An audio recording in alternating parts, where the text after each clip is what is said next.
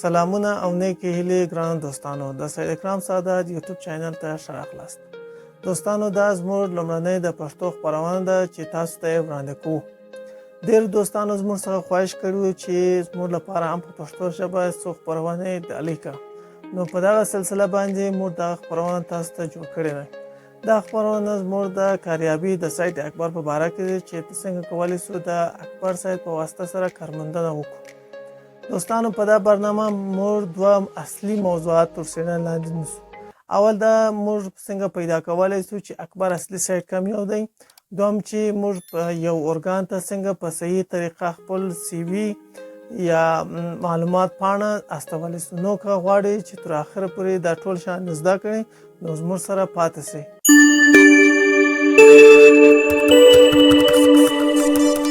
نو دوستانو اوس راځو خپل هغه اصلي موضوع ته. خپل ګوګل سایټ خلاصو، په هغه ځای کې موږ دلته لیکو چې akbar.af. دوستانو اوس ما اکبر سایټ خلاص کړو، وګورو چې په اکبر سایټ کې کوم موضوعات خلاص کړي. دوستانو تاسو دلته متوجه کیږئ چې موږ ته څو ډوله لینکونه راغلي دي، نو موږ غواړو هغه اصلي لینک یې پیدا کړو چې په هغه عبارت دی د جواب څخه.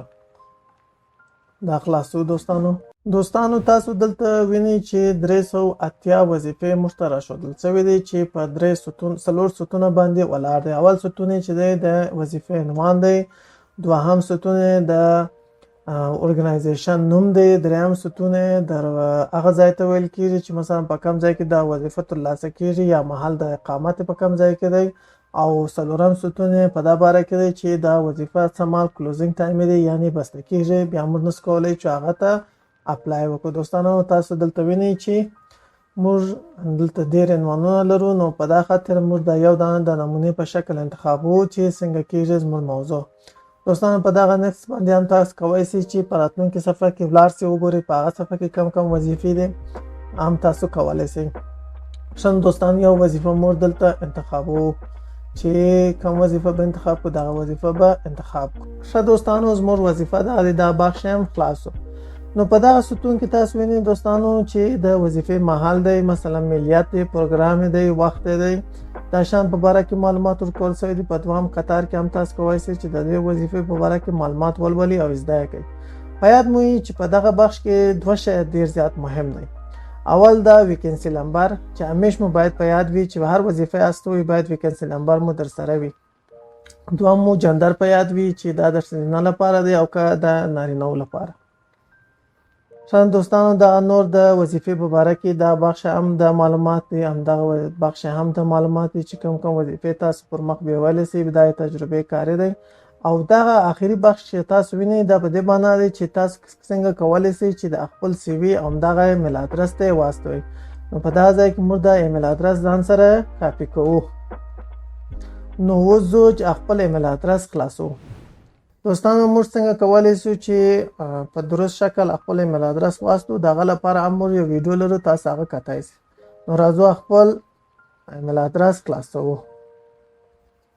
دوستانو زموږ ایمیل ادرس خلاصو. لکه چې وینئ دوستانو زموږ ایمیل ادرس خلاصو. په دغه ځای کې اول کمپوز انتخابوو چې وګورو څنګه موضوع کېږي. د همدې قسمت څخه وروسته موږ خپل سی وي پیدا کوو او په موضوع باندې استوو. نو راځو په دغه ځای کې دغه علامه ټک مارک کوو چې وګورو چې زموږ سی وي په هر ځای کې وو، هغه ځای څخه یې کاپي کوو او په دغه ځای کې اچو. نو دوستانو